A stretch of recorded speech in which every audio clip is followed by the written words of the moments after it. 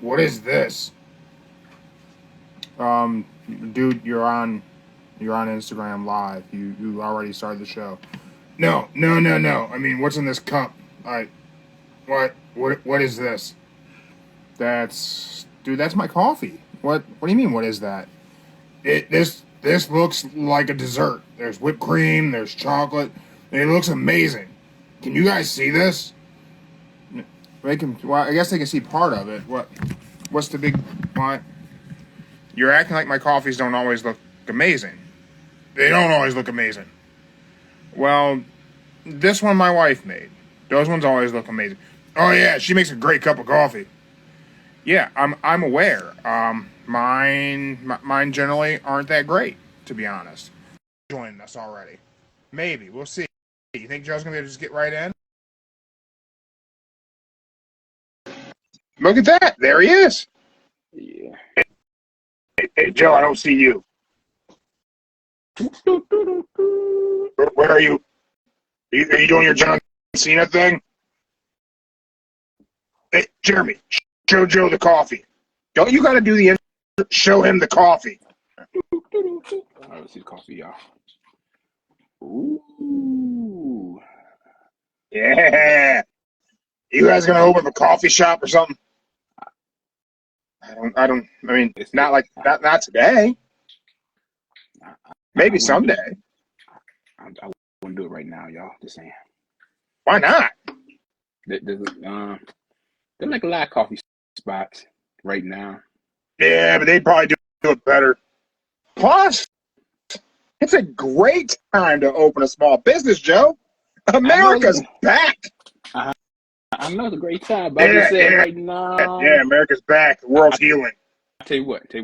If you had to put a coffee shop on Lake Avenue, probably the best. On Lake Avenue, I wouldn't put a business on the west side if I was using your money. I'm just saying, like, only business is going to thrive on the west side of this city is a crack house. What's up, everybody? And welcome to those AEW for Pro Wrestling and Combat Sports Podcast. And we do not use the F word when we talk about professional wrestling. We live in the hood. All I'm saying. I'm just saying, hey, I'm just saying, think about it. Like, the best spot would be right there, Lake Avenue. With an old dog, I'd have to take food stamps. You can't open a coffee shop taking EBT cards. Look, Link's Bakery, the old Link's Bakery, right there next to the Family Dollar. Bam, in and out. You trying to get me robbed? Police station right the street. Like you'd be right, you fine. And like, less than 2 minutes. We're on right now. Mindy said, "How'd your podcast go off the rails? You guys haven't even started yet. We're live right now." I wouldn't put a coffee shop in that neighborhood and just get robbed. Yeah. It's safe now. It's safer now. It's safe now. It is not. It's not. There was literally a shooting at the bar a week ago. That doesn't sound too safe, Joe. Okay, cool. Yeah, dog, I ain't. All right, actually, oddly enough, a spot that we once looked at for a coffee shop actually has a coffee shop in it. Oh. Yeah.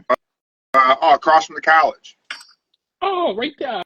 You talking about Sweet Bee? Yeah, yep. Bee. Yeah, we looked at that exact location to put a coffee shop. Yeah, Sweet Bee. Ain't a bad spot. I mean, but see, now you said that ain't a bad spot. But look at how many coffee shops are on that road. That's why I said it's a bad time now. No, because all those coffee shops always have long lines. You go right to where somebody else has established that business because they can't keep up with the customer base. And you swoop in, you offer something different, steal their customer base, and you make money. That I'm gonna be honest, that sounds like you're opening a crack house. It does kind of sound like it, but that's not what I mean. It's a different type of addictive substance. Well, then the other spot I would say It's right there by. Planet Fitness, right there in the little plaza, right there. Where? No, the little where the old country buffet used to be at, right in there. Oh, where the gym is at? Yeah, Dude. Coffee. That's West. I'm not down by the mall. Oddly enough, you know where Sub City was at? Yeah. We looked at that spot too, where Sub City was at.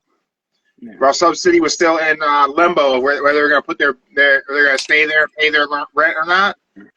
Tried to swoop in, but they couldn't get their shit together. So I'm like, whatever. You know what I'm saying? Right there, like coffee. Oh man. Get the coffee, get the caffeine, then boom. Everyone tuning in to check out and hear about pro wrestling and combat sports. We're a little bit distracted. We're talking about coffee. And we are brought to you today by Prince Now Not Coffee. Promo code Don't Say the F Word. Save yourself 10% on fresh roasted coffee delivered right to your door.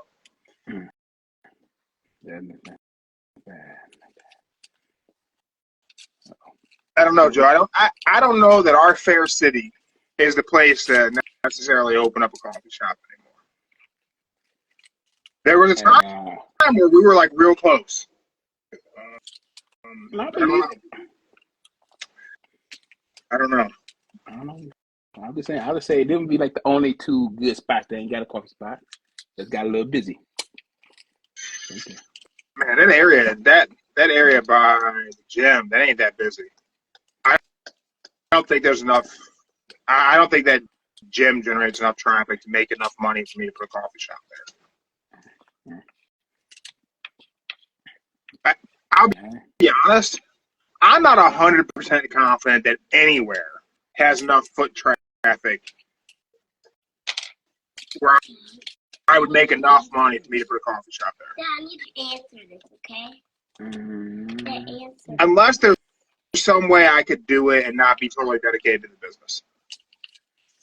Dad, Like if I had to operate it, like I'm gonna be it, because that's a 7-day-a-week business. It is. And it's like an 80+ hour a week job you got to do. And I ain't gonna lie to you, Joe. I ain't trying to work 80 hours a week. What does that equal? 8. I'm saying. You know what? It's gonna take us a minute to talk about pro wrestling, I think. So I want to touch on this one for a second. Okay. Because social media has found a way to make people think that working like stupid hard is the goal. Like all these like fake ass entrepreneur pages, and you have all these motivational quotes of this billionaire sleeps 3 hours a day, and he's somehow working 60 hours a day, and this is how you build wealth. And that's bullshit. Get yourself this fast-paced job and everything. No, that's bullshit. Don't do any of that. Get yourself a boring job that pays you the most money to do the least shit. I can go with that. I can go with that. Definitely. If you're selling your time and your effort. When you're working for anyone, even yourself, you're selling your time and your effort. And if somehow, and you're like, I'm not against working hard. I'll outwork anybody in the room whenever I need to. But the game plan shouldn't be to work yourself into an early grave, especially for someone else's business. The plan should be build a skill set that's in demand, that does not require a ton of effort, and work a boring job where you can have the energy and the time to enjoy your life. That's the goal. A lot of bumpy roads to get to that goal. I can't say I've always done those things. I have worked my ass off for way too many hours sometimes. But the end goal is to not be working your ass off. Social media have you thinking you're supposed to just work till you drop dead trying to work the CEO. Social media got you thinking that It's crazy. you can make 5,000 in like 2 days, maybe 3 at the most. You can. You can, yeah. Mm-hmm. But the way they do it, I know I couldn't do it. But You could. I could. You could, Joe. What makes you think you couldn't do it? This little troll right in front of me. I'll tell you right now, Joe. This little troll. Yeah.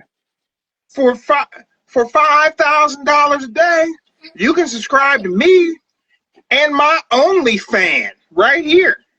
Right here, I'm on OnlyFan. This is my OnlyFan. And for $5,000 a day, I'll send you pictures of me with my OnlyFan. Right here, I'll do it. You want Mark involved with the OnlyFan? Here you go, Mark. You get the OnlyFan. See?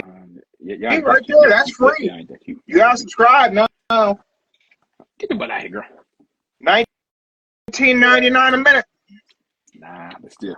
OnlyFans, yeah. I'm gonna get a 900 number. You can call and hear Mark talk to you about pro wrestling. $4.99 a minute. Get parents' permission before you call. I don't think they got the 100, 900 number no more. I think that's out the window. You can still do that? They don't do that no more. Wonder if I can make it. Don't say the F word. Holla. I'd be rolling if you did, but I don't think it's gonna work. Man, my ADHD's gonna kick in. I'm gonna figure it out. It might be that. It might have to be. Yeah, that's not. It might have to be a chat line, but I don't think nobody gonna use the. Did you ever call the wrestling hotlines? Did you ever call me and Gene Oakland whenever you were a kid? Call. Did you get permission to call, or did you call and get in trouble? I had to call once a month because you were allowed to call once a month for how long? If I didn't get it within the first 5-10 minutes, I better hang up the phone. So I called the wrestling hotline a bunch of times once. I got my parents' permission. My mom gave me permission to call. Here's the problem. I wasn't living with my mom at the time. I was living with my grandparents. But my mom said I could call. So I called that WWF hotline a bunch of times. And I was on the phone like forever. My grandma was pissed. She was pissed. I don't know what I ran their phone bill up to, but she was mad. Yeah. What was it? I don't remember my grandpa beating my ass for it, but it may have just been one of those ass whoopings you don't remember because you lost consciousness. I don't really know. I just remember, I don't know who was mom or dad, one or two. They came, they asked about what you call this for. I said, I get to talk to, I don't know, was it me, Gene, or somebody else at the time. I forget which one it was. But I said, and he said, and how long were you? I let it rain. It rained. I was waiting. And then, I don't know how much it was, but that's when I got told. We got the Cuban Gorilla live with us on Instagram. Sir, we are talking about calling the wrestling hotline when we were kids. It was, what was it? I don't know who said it, but they said, you call again, you better be ready to pay for it. I'm like, pay for what? I'm like, what you mean pay for it? Like, it's just a ring. Like, no. You call one more time, be ready to pay for it, or you can call once a month, and you better not let it go more than 5 to 10 minutes. So, I don't know how many times I called or how long I was on the phone when I called, but I know I called it a bunch. Only in a 1 month time span, because when my grandparents got the phone bill, I never called again. But yeah. Then that's when I realized, like, I wasn't never gonna get through, never gonna talk to nobody. So I did it one more time, and then you thought you were gonna get to talk to me and Gene? Yeah, talk to the real deal. Yeah. Oh, you didn't think it was gonna be the straight up recording? I don't know what I thought. I may have thought I was gonna get to talk to a wrestler or somebody, but I definitely kept calling. I definitely called. I definitely remember calling and hearing the same shit I heard on a previous call and being pretty mad. And then I probably called back. I had something messed up. I'm having deja vu. I don't know why I'm hearing the same thing twice. Nah, I did get it one time. Predatory shit, man. They knew kids were gonna call without parents' permission. Yeah, I got through one time. One time I heard her talking like, Major, and like, I heard that. And then the recording started talking. I'm like, I forgot what it said. I'm like, and then I like, yeah, my dad right there. I said, Dad, I got him. He like, did you ever get to the end of the recording? Did you say you only stayed on a couple minutes, right? You never got to like where it was done with the recording, and it gave you the ad for Coliseum Home Video. They tried selling you VHS tapes at the end of it. I got to the end of it. Yes, I did. I said, Dad, what that mean? He said, it was recording. You see all your favorite WWF superstars at Coliseum Home Video. Yeah. And I'm like, so what that mean? He said, you wasted all our money on the phone just for recording. You have bankrupted the family, Joe. I have to live in squalor. Hey, I what? Probably, that was like 13 years old when that line came out. I can't remember. Yeah, man, we were younger than that. We had to be elementary school. Yeah, that was like maybe like 11, maybe 11 at the latest. Yeah. Yeah, man, it may have been like we were maybe like 10. Yeah. I don't remember. I think I was still going to.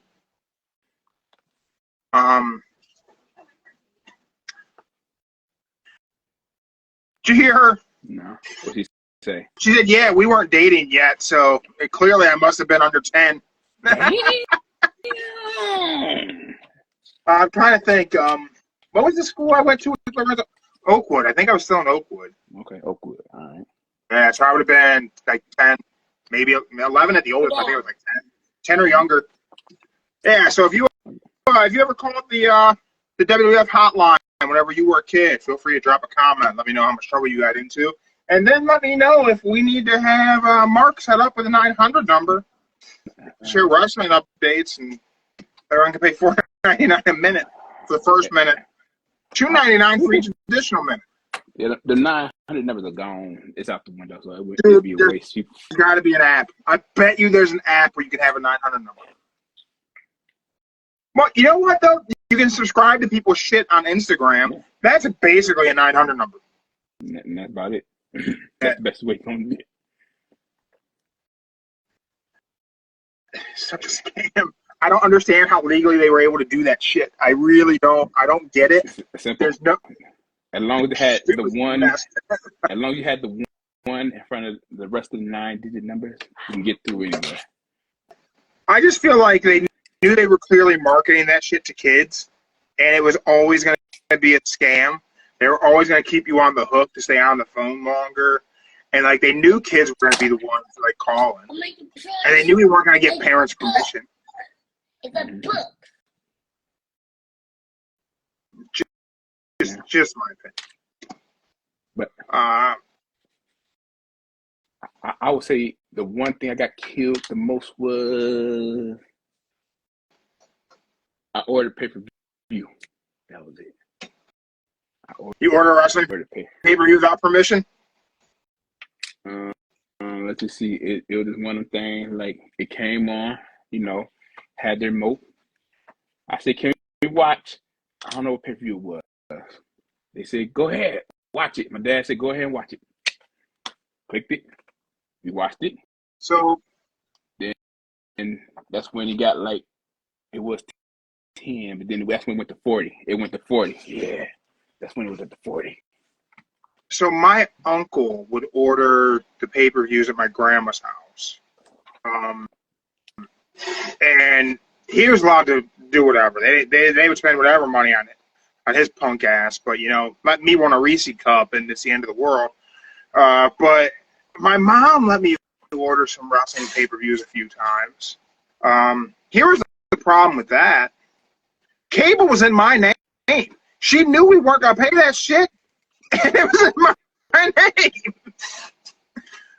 Cable got shut off. Whenever I was 18, your sister had to straighten out my credit because I owed every cable company that ever existed around here money for cable boxes and wrestling pay-per-views. Well, damn. I was like, I don't know, like 13, 14 years old. They were letting her put cable in my name.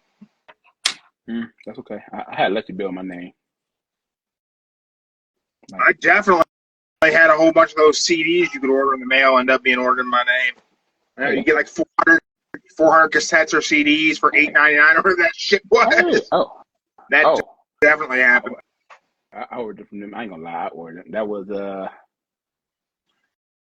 home something.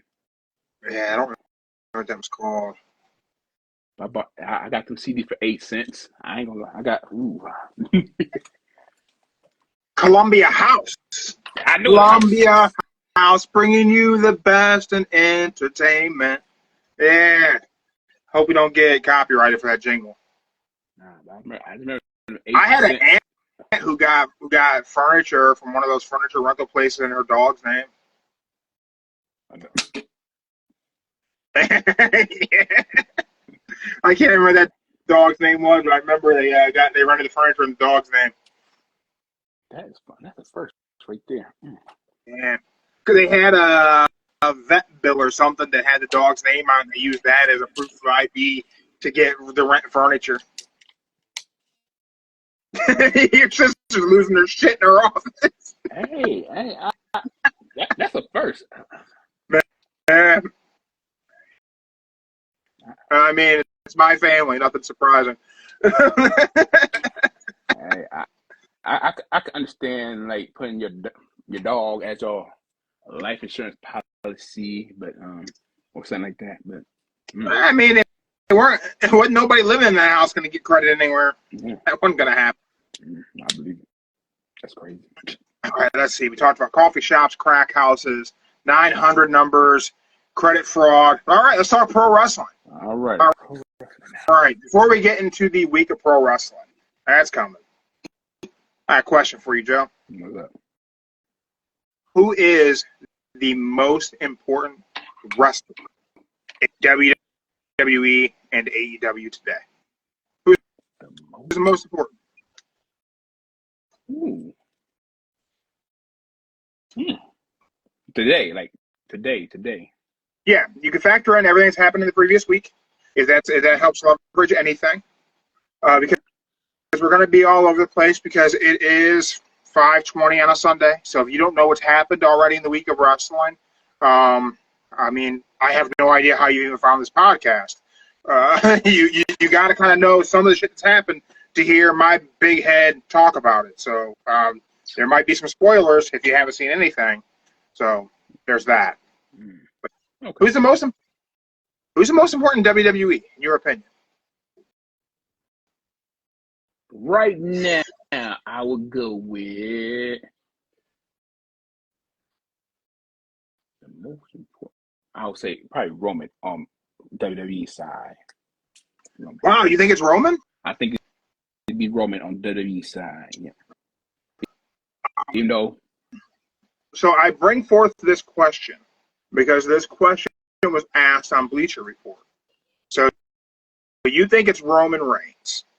Tell you what, give me a little bit of why you think it's Roman. Then I'm going to tell you who Bleacher Report thinks it is, and then I'll tell you who I think it is. I'll say this. I'm picking Roman because the past 4 years during the whole little pandemic, he was there. Well, after it slowed down, he came back. Uh-huh. He held WWE on his shoulder for like 4 years. Even if he was just hopping on every like 2 or 3 months, the way they had his character, the way they presented him, they made him a star.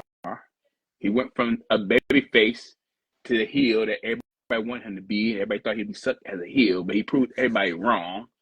And he came out there, and you got a man that just says, wave your hand out like this, and that microphone like, I don't know, a time bomb to him. You like, and you just want to hear what he got to say.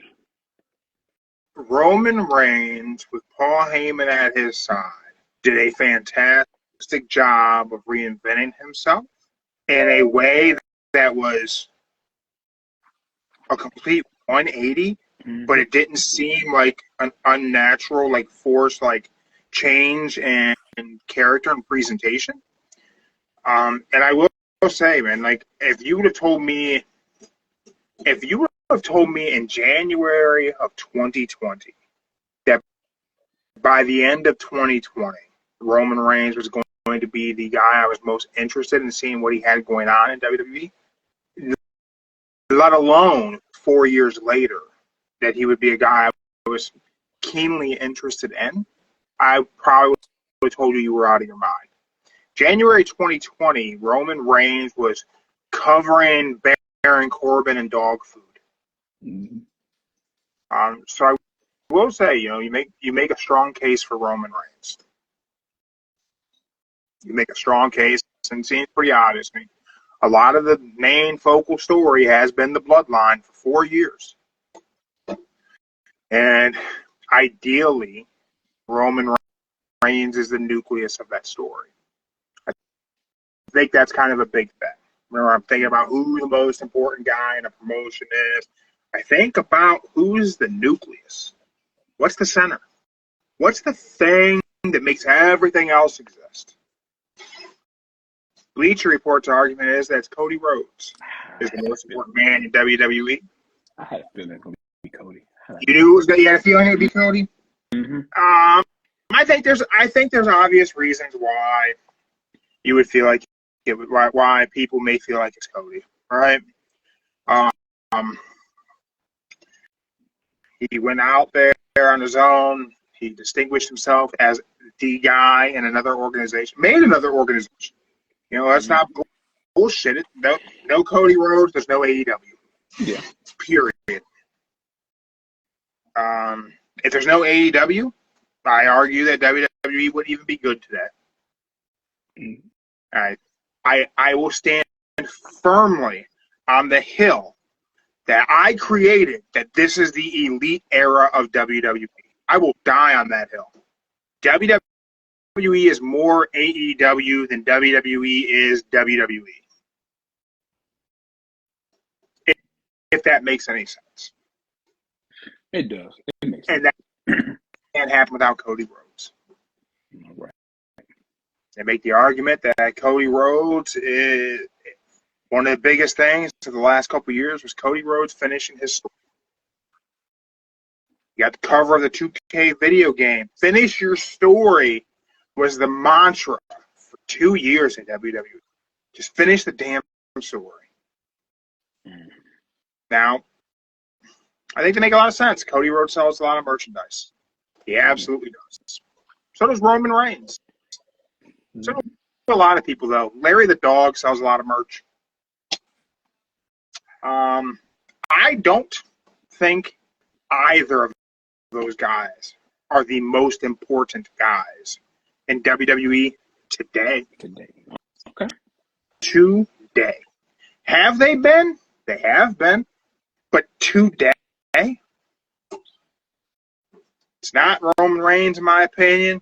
Hell, it's not Cody Rhodes, in my opinion. Which is crazy, because I'm a Cody mark. I don't think it's Punk either. I also don't think it's Triple H.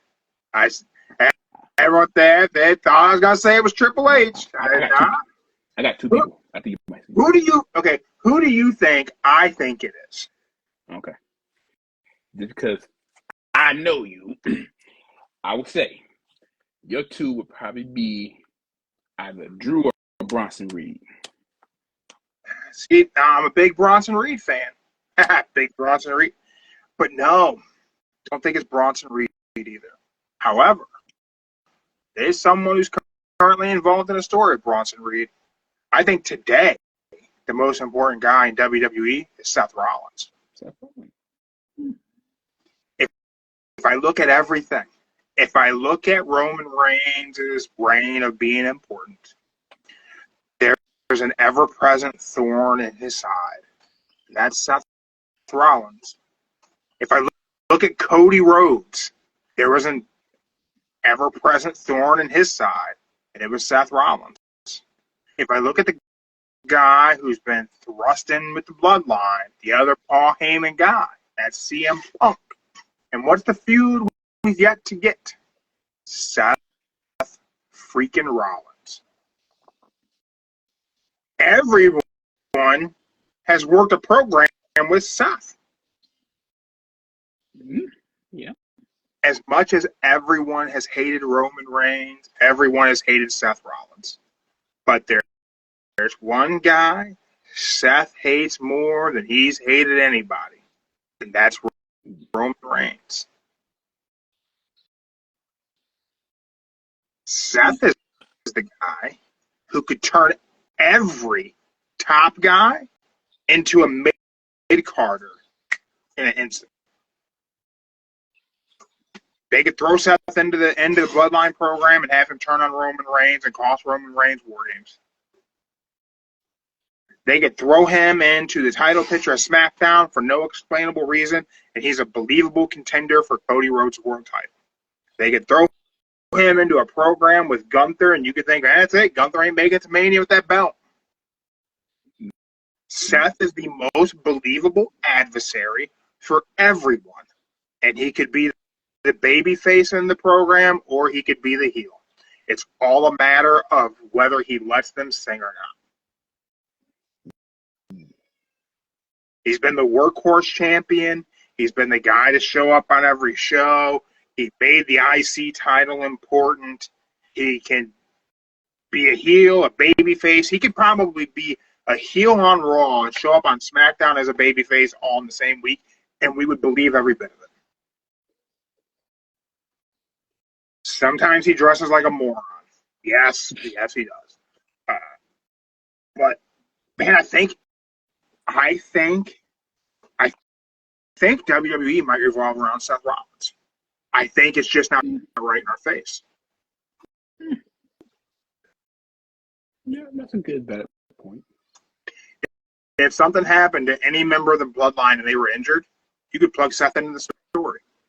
If CM Punk gets hurt getting out of his car sometime this week and he can't do War Games, you could plug Seth in.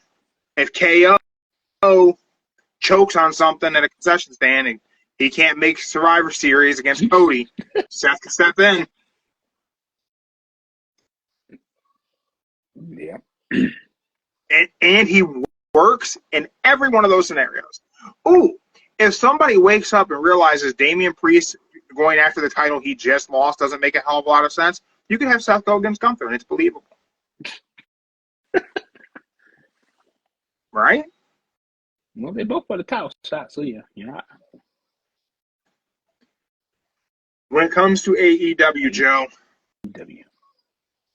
who, in your opinion, is the most important guy today? I can't answer that one. Really? You don't have not even your opinion? Who's the most important guy in AEW today? I could say a couple, but once again, it's gonna be hard because they just throw everybody in your face, so it's kind of hard to pick one. But if I had to pick, Me. I would pick two people today. I would pick MJF and Swerve. It'll be a tie between them two. So I get that thought process. It'll be a tie between them two. Yeah, like MJF is the guy, and AEW is going out and making movies. He's, his title run was good, was great. Mm-hmm. His program with Adam Cole was really good right up until it wasn't. Swerve's title reign should have been presented better, in my opinion. Mm-hmm. I think I may have been the first guy screaming Swerve Strickland should be the guy in AEW, right? Mm-hmm. We go back to early part of summer last year. I wouldn't shut up. Like, put Swerve in the main event, give that guy the title. He was always the first one. Yeah, I'll tell you that Bleacher Report agrees with you with Swerve Strickland. Oh, okay. They say Swerve is their most important male talent in AEW today. I would like for that to be the case. I think it could be the case. But I think one thing they did, and it goes on to talk about how, they eliminated the idea of there being a ceiling for Swerve and AEW by him being world champion. Bobby Lashley kind of tore down that whole idea of black world champion versus just being a champ, which I really liked that Bobby did that in Media Scrum. But I don't think Swerve's the most important guy. I just don't think. I think he could be, but I think the way his title run went of him not main eventing weekly was a problem. To me, most important guy in AEW, Hangman Adam Page. The whole thing has always been the story of Hangman Adam Page. Yeah. Don't mind her. And then we look at what happened last night. That was good. I told you Hangman should be the guy. That was good. See, I the thing about it don't is, know if he will be. but the thing about it is they made Hangman a star a little bit too late. They thought he'd be better as a babyface, even with the babyface role. And he wasn't good, but he was babyface. He was a good babyface, but he wasn't a great babyface you want to cheer for. He was just a babyface going against everybody, as in that he just had to be the real top star babyface wasn't there. He was like the filler babyface. I think now the look at him. problem for Hangman Page as a babyface was CM Punk.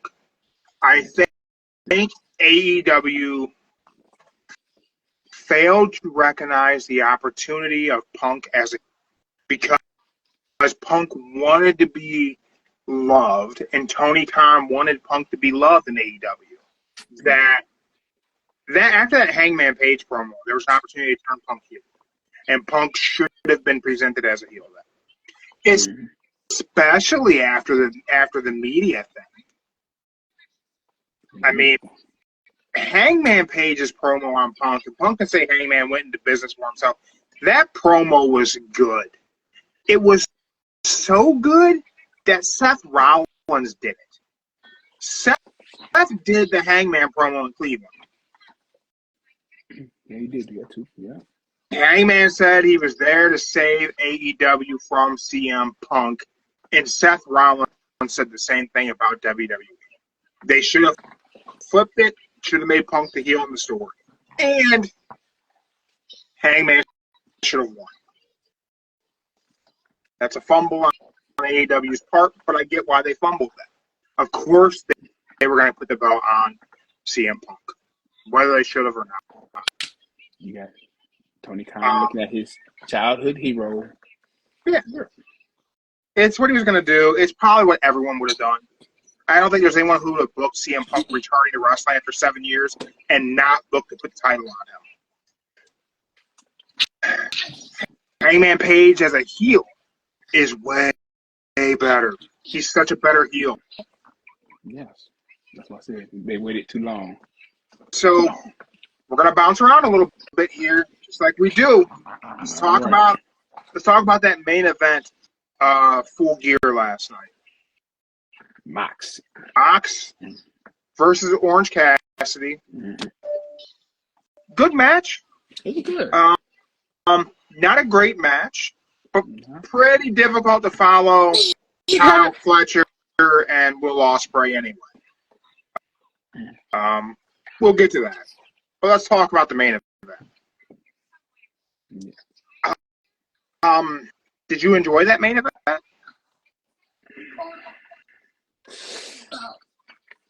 It could have been a little better, but it was good. It was good. It was just all the ending was. Well, let me rephrase that. After the pin, it was kind of confusing because they made it seem like Christian didn't have that contract. Like it wasn't legitly his. They said Anybody could just he had to sign it. He had to sign it. That part, I never heard him mention that nowhere in the beginning when they got that contract. Yeah, I don't remember that ever being a thing either. One thing about that whole thing at the end with Christian and the contract was whenever Jay White hit Christian with the Blade Runner and somehow ended up with the contract in his hand. Yeah, that was incredible. Even Switchblade was shocked at how the hell did I get it? I don't even understand how he ended up with that in his hand. I watched it 3 times. How? What's the physics of this? Like you spin the dude in the Blade Runner and catch the contract. Yeah, the whole thing, the ending. Don't look at you, okay? Okay. The way it ended felt like an ending of a Dynamite. Yeah. Very overbooked, and then the post-match stuff that whenever they went backstage and Darby crashing his car into the truck, and then they stole a van for some reason. Next vehicle. Didn't like. Not that it didn't make sense. It just didn't feel right. Like it made sense that Darby would crash a car into the truck. It made sense that they would. Well, no, it didn't make sense they would still flee because Darby was just in a car accident. But you know the one thing they did wrong. And there's 5 of you in one Darby Allin who was just in a car accident. The one thing they didn't do is when that car hit the truck, the airbags is deployed. They ain't told the car with the airbags deployed or nothing. They just like. You know why, right? Yeah, but they wouldn't. Yeah. Do you know why? There was no stuntman. That was Darby Allin. Darby Allin drove the car into the truck. They didn't use a stuntman. Oh. None of that was. It wasn't a pre-recorded crash that they spliced in to show us. No, Darby drove a car into a truck and then got out and did the whole promo thing. Oh, damn. Okay, never mind. Yeah. Never mind. Take back what I said, y'all. Who okayed that? Who said, Darby, go ahead, you can crash a car. Like, why aren't they stopping him from doing this shit? See, that's why I say that, man. I say it again, y'all. That poor Darby gonna be like Jeff Hardy, gonna be banged up before he hits our age. Shoot, gonna make it to that age. I'm sorry. I'm a huge Darby Allin fan, but let's just be honest. He's gonna be worse than Sabu and Jeff Hardy. He is going to.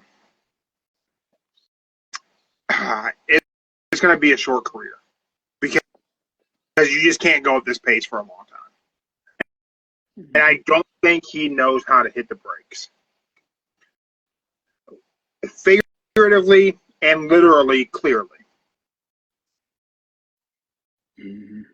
But yeah, I'm saying it before he hits 40, he's gonna be in worse shape than Jeff and Sabu. And that's it.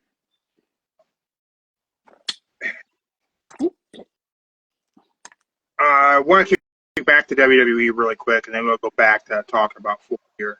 Like I said, we're not going to get the trivia today because there's just so much that happened, and I don't have a train of thought for today. So I got one thing to say about the trivia, y'all.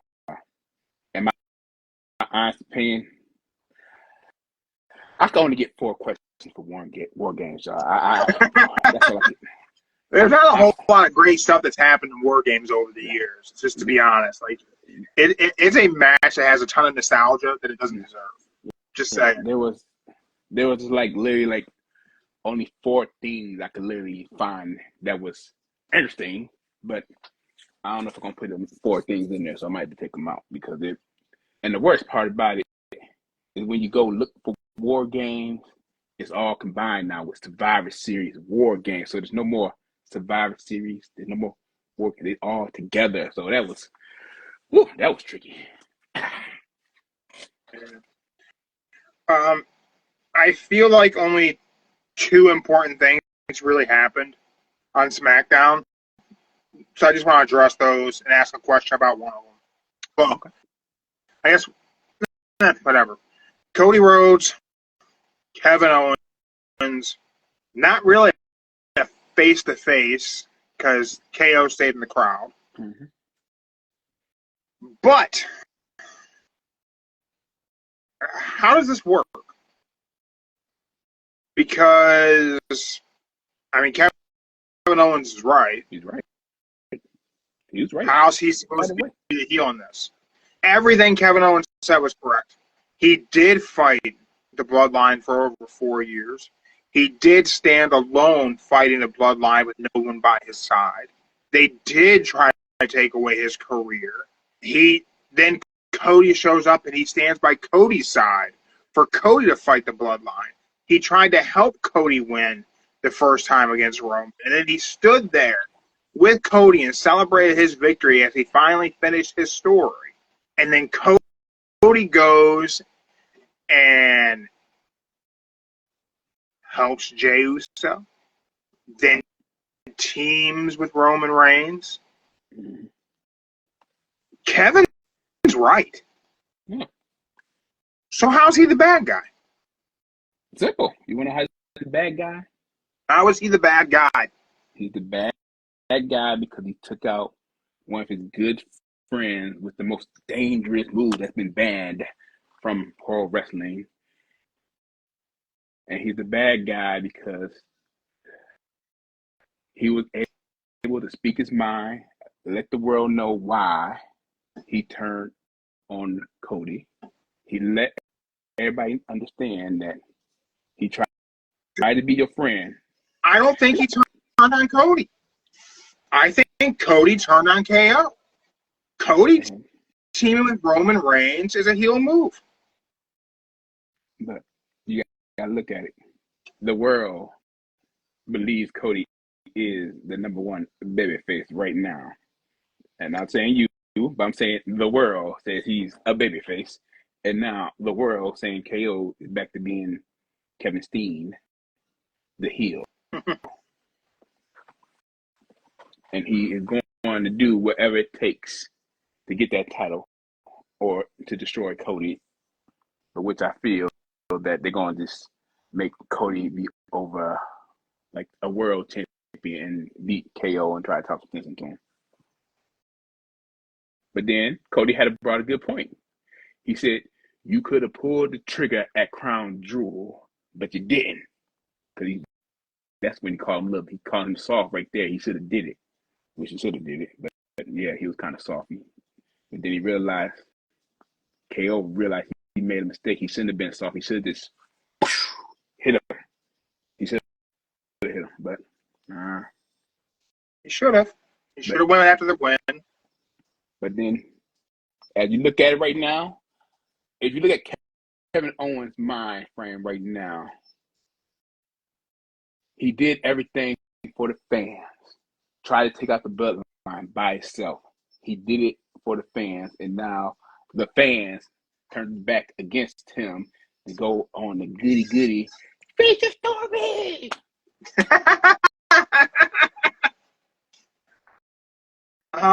Yeah, man, I just struggle. You know, I like Cody, and I would love the WWE to have a heel Cody. But man, I just can't help but saying like everything Kevin Owens said is correct. Mm-hmm. And considering that everything Kevin Owens said is correct, there's the other important thing that happened on SmackDown. And with that, I'm going to ask you a question that I have kind of alluded to over the last few weeks. Okay. But Bleacher Report also stated this. They have an article on their site. Triple H is botching the Bloodline story. I'm going to ask you, has Triple H and WWE botched the Bloodline story?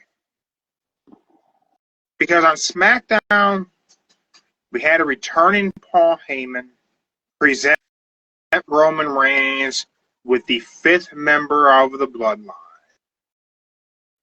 and it's Charles Montgomery Punk. Mm-hmm. Mm. I would say this. I mean, to me, in this moment, the Bloodline story feels like Vince McMahon's like doing it.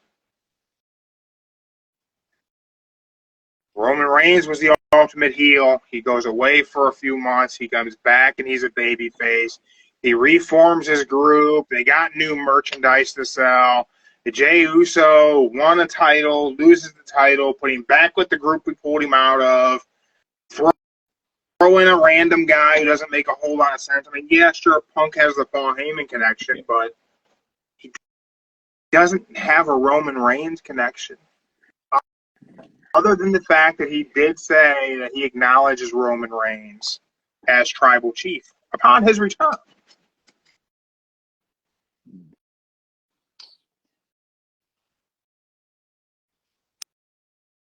I wouldn't say they botched it. I wouldn't say they botched it. Okay. I'll say this. I'll say this.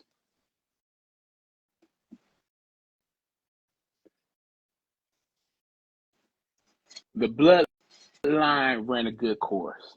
It was one of the best stories, and that went for 4 years long. Went strong. That probably went better than the NWO storyline by About a itself. month ago, Paul Heyman did an interview, and he said if he were to return to TV and be involved with Roman Reigns, we would have years left of a story to tell. Does the Bloodline story have years left in it?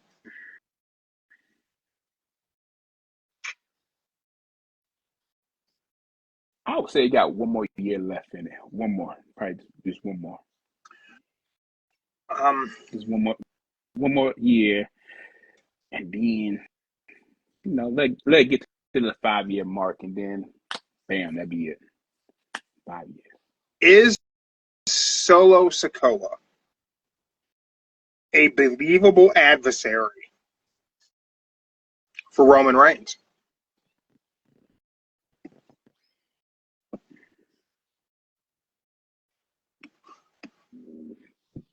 Yes, he is. Really? Really, he is. Yeah, y'all might I did not think that you were going to feel that way. call me crazy. I'm okay with that. I'll say this. The reason why Solo would be a best fit for Roman because Roman in this time, what? We're looking at what? 12 years with Roman? About 12 years? Yeah. A good chunk of that. He was being crammed down our throat. Nobody wanted it. Yeah. And now you got Solo, who's in the same boat. He came in with a quiet person. Kind of right. And now they're throwing him in your face. And look at him. He's just like a Roman was coming out as a tribal chief. You hated his ass. Yeah. And there's a section of wrestling fans that say that Rhea Ripley is Triple H's Roman Reigns. Trying to force her down everyone's throat, and fans are turning on her. I would rather it be Rhea than Charlotte Flair. I don't know. I think you make a good point, kind of how Solo started and kind of how people are like, yeah, they really don't want him as the leader, but he is. I didn't expect you to think Solo was a good adversary for Roman, though. So I'm iffy on it. Like, I feel like there's weeks where Solo's like unintentionally hilarious, but I don't know that he's necessarily a threat to Roman Reigns until this past Friday. But look at it this way. We're looking at traditional heels. Guys that come in, be the heel, have the microphone in their hand, talking mad. But you got somebody who's in today's reality as a heel, talking smack, being funny about it, doesn't care if he accidentally botched it, but he could throw that right back at you saying, ha ha, yeah, I did it now. And Solo is doing it perfectly well. And you are, everybody, not you, but everybody thinks Solo is is a weak link, not the perfect guy. But you think about it. Everybody started off that way. Look at Stone Cold started that way. Stone Cold wasn't going to be no face. Look at him. Yeah. I mean, there's one thing WWE is great at. They're great at making somebody be the star. And they've done it with a lot of people who could not be a star anyplace else. Mm-hmm. To be a star in WWE, which is supposed to be the hardest place to be a star. But whenever they decide you're going to be a star, you are going to be a star. Mm-hmm. Someone who's been able to be a star in WWE and be so big they could be a star anywhere, and they were a star for 7 years and weren't wrestling. CM Punk. And Friday night, Paul Heyman returned to SmackDown with CM Punk as the fifth man for Roman Reigns' bloodline at War Games. Oh, man. So this is kind of where I feel like there's a little bit of a fumble, because War Games is this coming Saturday. You announced Punk a week ahead of time. Now, I get it. They filmed this coming SmackDown on Friday also. Oh, we know that. Yep. So it's been done already. I'm sure there's spoilers out there. I actually haven't seen them, which is good. Raw is live tomorrow, but SmackDown is pre-recorded. Oh. I have to assume that we will get some sort of reaction of Seth Rollins tomorrow that should lead to our questions leading into War Games. Mm-hmm. I think it would have been better to not bring Paul back on SmackDown, but I think they wanted to shut up the Seth Rollins ideas. Is why I named Punk on Friday. Mm-hmm. Here's my question, though, Joe. All right. Why was Paul Heyman dressed like that? Why was Paul Heyman's hair dyed darker than it usually is? And why was Paul Heyman wearing a suit identical to Solo Sikoa's suit? That I don't know. Is Paul Heyman going to turn on Roman Reigns?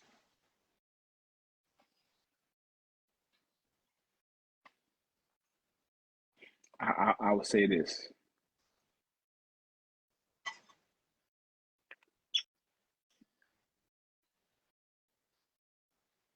I don't think he can do it at War Games. What better place to do it? Because the only way he could do it at War Games, if he took the key, if Roman was the last person and he took the key and then let him out, and they rose the cage up high and let Roman watch.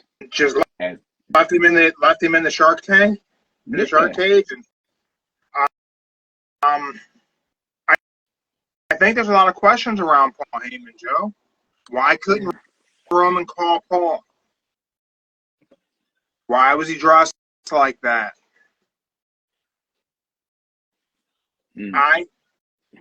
Here's my prediction today. It could change after tomorrow. I think Paul's going to turn on Roman Reigns at War Games. But I also think Paul Heyman's going to turn on CM Punk at War Games. I think Paul Heyman's going to align himself with one guy, and that's the final boss. Rock. Yep. Because who's the ultimate foil to CM Punk? The Rock.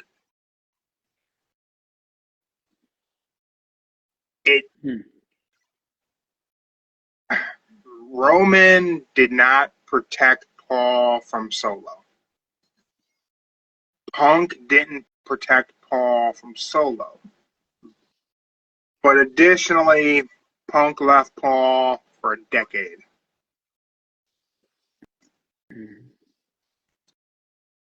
I don't know that Paul has a reason to be loyal to these guys. And if we're gonna bring The Rock back into the mix and he can't make TV every week, Paul Heyman could speak for The Rock. Paul Heyman could represent The Rock. He could be The Rock's advocate. So, in other words, you want Paul Heyman to be the Chris Sabin. I don't know that I want that. I just think that we might get that. I don't know. Okay. I just can't think of a reason why Paul was dressed like that, Joe. I didn't think nothing of it. I was just like, he came out with a normal suit. Like, Seriously? The moment I seen the red handkerchief in his pocket, I said, oh, why is he dressed like Solo? And then I realized his hair was darker than normal. And I thought that was kind of weird. He's going back to the darkest stage, be on TV. So I'm like, okay, coming back, he healed. But I would say this. I thought it was going to be Brock Lesnar when he came out. I really did. But I see him. Yeah, man. I was surprised that they just let the cat out of the bag a week ahead of time.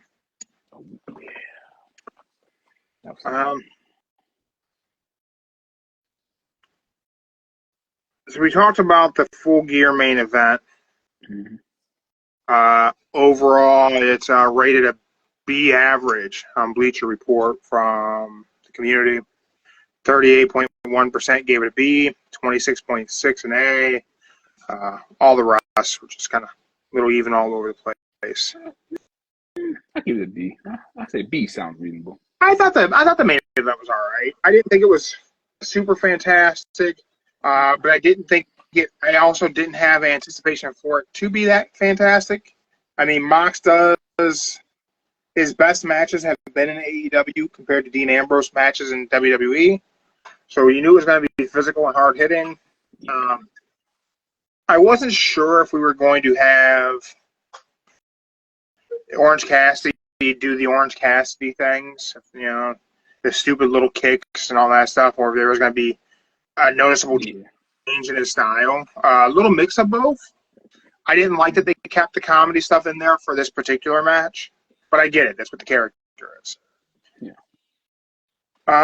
There was a lot of stuff on that card outside of the title match that I thought was pretty good. Anything stand out to you as like something you thought was like really good? The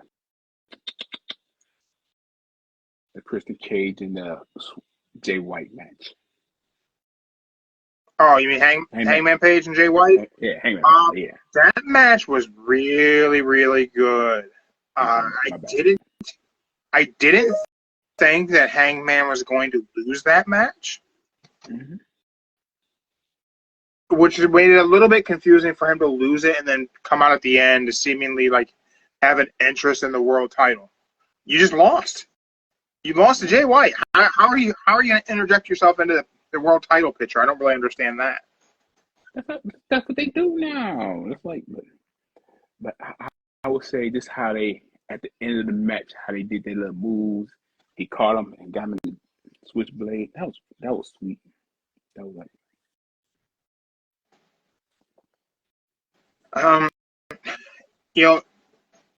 The entirety of their match was great. So I hope they find a way to work them into something where they're battling for a world title shot just to see them go at it again, to give no excuses for why we gave a title match to Hangman Page. If I think of AEW, I think of like this. Tony Khan probably gonna make a triple threat between them three when it goes to face Mox. I can see that. Put Christian's contract on the line. That makes sense. No, not even put Christian's contract on the line. Christian can still be in it. I think they're gonna have a winner faces Mox. And Christian still See it? had the contract. The match to me that stole the show, which I'll just put the cat out of the bag now, it's my match of the week. Will Ospreay versus Kyle Fletcher. That was good too. Man, I kind of wish this match wasn't so rushed for Kyle Fletcher's heel turn, but Kyle Fletcher reminds me of a young Randy Orton. Yeah. Oh, okay. Yeah. What the evolution? Yeah, I think that's how they should book him. The evolution, Randy Orton. Huh? Yeah, and then they should book him like Legend Killer Randy. He took out Will Ospreay, and now he should just go after the. It's hard to call anyone legends in AEW, but you should have him go after the known people. Then the first would be Jericho. Yeah, exactly. That was exactly going to be my call. Jericho had that beef with the Don Callis family that didn't necessarily get resolved. Mm-hmm. It'd be a good opportunity to call that back, just to have Kyle Fletcher be the guy who takes Jericho off TV. Someone's got to take Jericho off TV for like 6 months so we can miss Jericho. Let it be Kyle Fletcher. And have it be glorious. Just have the setup be an attack. Have Kyle Fletcher run Jericho down in some promos, and then give them a match and have Kyle Fletcher destroy Chris Jericho. I can go with that. I say we even give Kyle Fletcher the punt. Ooh. Nobody owns that, do they? Nobody owns the punt.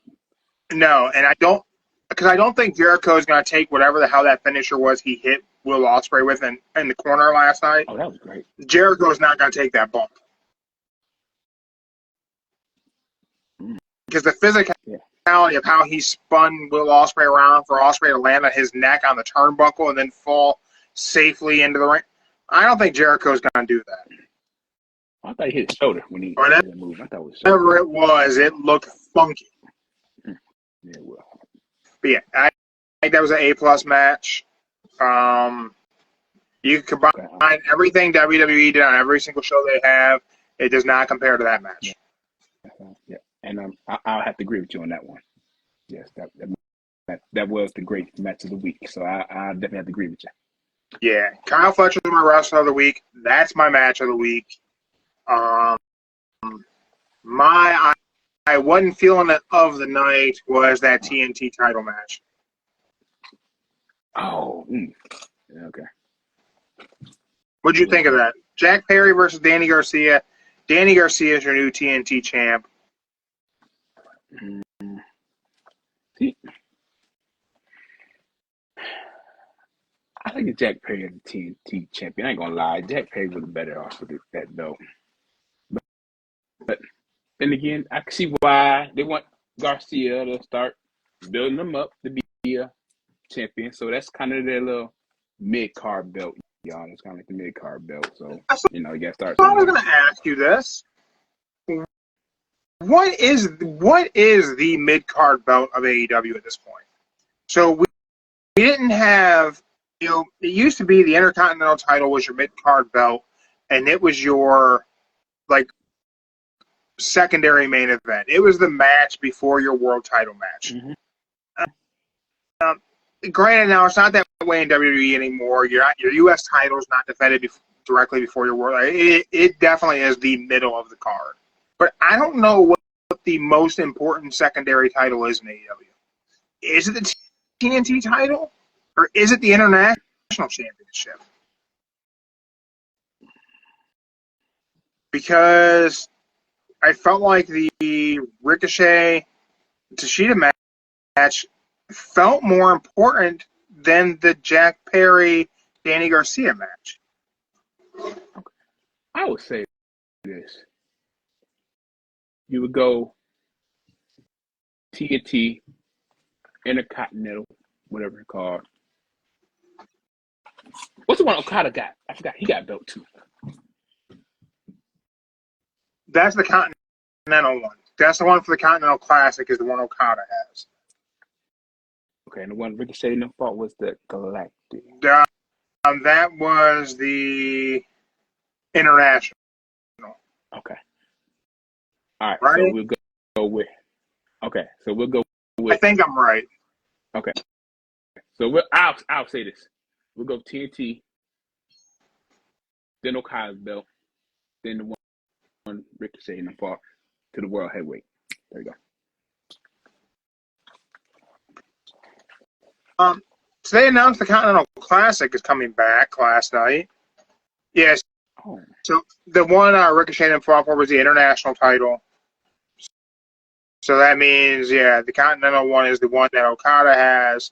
And then they're going to be doing the Continental Classic, which is what Eddie Kingston won last year that made him a Triple Crown winner. But I think this year it's not for all three titles. It's just for Okada's title. Okay. Super confusing. Yeah. But that's why I say it'd be, yeah. But then again, they did make the TNT title more relevant than the other two. They did. Oddly enough, somehow the belt Jack Perry had felt more important than the belt that Okada has. And that's a difficult pill to swallow.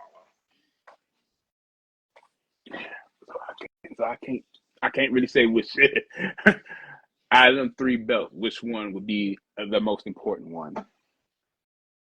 So after everything that happened last night at Full Gear, what do you expect from Dynamite this week? Well, one, they better not make Kyle Fletcher look weak. They gotta keep that. They gotta keep him being strong. They really do, right? Like he's got. That's what I'm saying. On Dynamite, he should take out Jericho. Yeah. Next. Jericho's got that Ring of Honor World Title match on Dynamite against Tomohiro Ishii. That is your opportunity to have Kyle Fletcher take out Jericho. Nah. You want to make that Ring of Honor World Title seem special? Find a way to get that shit on Kyle Fletcher while he's hot.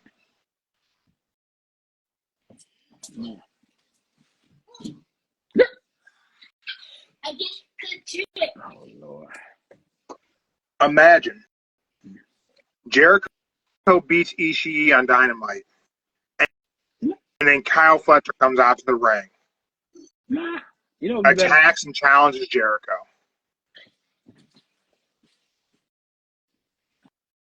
I think Kyle should take Ishii out before the whole match, and Jericho ask for a new challenger for the night, and Kyle Fletcher to be the one.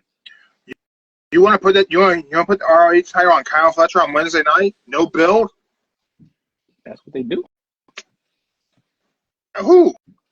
That's what Eric Bischoff did in WCW. AEW at least makes you wait for a pay-per-view sometime. But you got to think about it. If Jericho wants to defend the belt, he would want to defend it. He would probably say anybody besides Mark Briscoe.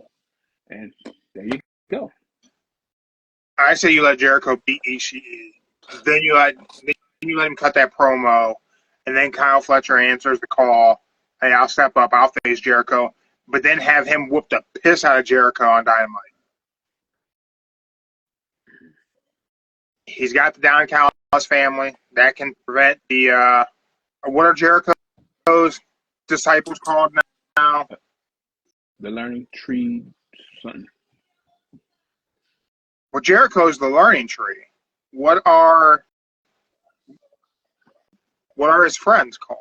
The branches? That can't be right. They call it the Learning Tree something. I know that.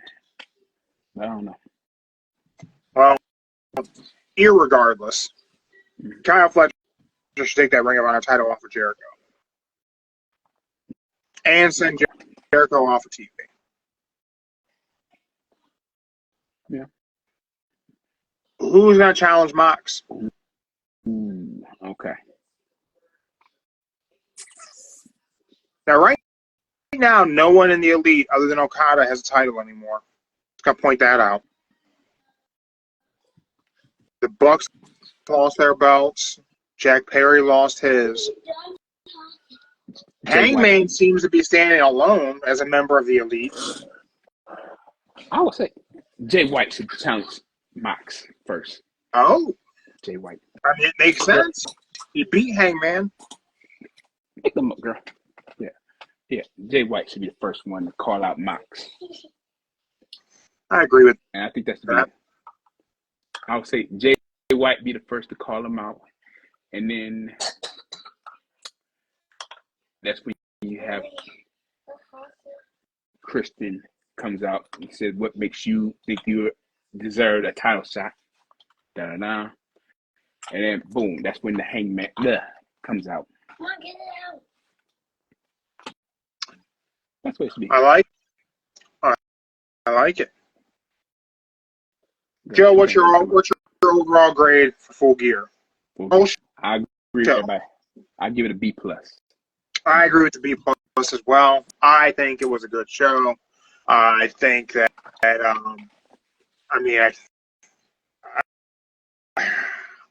yeah, man, I just think it was a great show. I don't know how I feel about Dynamite as they go home ahead of it. Felt like it was kind of all over the place a little bit, but at the end of the day, it was a great pay-per-view. But all I can say is this. I got this weird feeling Dynamite might screw it up this week coming back. They might. Oh, come on, Joe. Have a little faith. Don't be one of those guys. No. I'm just saying, like, we're getting close to the end of the year, so sometimes, they had a little main pay-per-view, and then it's kind of like they have an opportunity to carry on some momentum after the pay-per-view. Let's hope like hell they do it. Your main event scene with things around Mox is kind of locked in a lot of ways. Yeah. That mid-card of the show needs something for fans to latch on to. And I think that thing should really be Kyle Fletcher. Okay. If I had to pick it, this is what Dynamite should reflect on Monday. It should reflect on Fletcher, Jay White, and good old Danny Garcia, just because he got the belt. Yeah, it shouldn't. It should not be your usual suspects. Let's mix it up a bit. Let's throw Jay White in the main event scene. Let's throw Kyle Fletcher. Let's make Kyle Fletcher a star by not doing a long, drawn-out program with Chris Jericho that people are gonna get sick of. Have him destroy Jericho. He needs to go run that cruise anyway. He needs time off. Yeah. But I don't know. But that's what I do. I'll make it round them 3 to Wednesday. Them 3. I agree. But with that, everyone, thank you for checking us out live on Instagram. If you're not live on Instagram, you're on YouTube, Spotify, wherever it is. Thank you. We appreciate you. Be sure to hang out on Instagram. It's a lot more fun. Just in case I forget to upload onto YouTube or Spotify, you can catch us here because that happens sometimes. We will be back tomorrow. We'll preview Raw, which should be a live Raw. So hopefully there's no spoilers out there. And we'll try and make predictions of what we think Seth Rollins is going to do. I don't think about it tonight. Think about it. I think Seth is the most important guy in WWE right now. So with that, everyone, for Mark the Monster, I'm Jeremy. He's Joe. We'll be back tomorrow. We're out.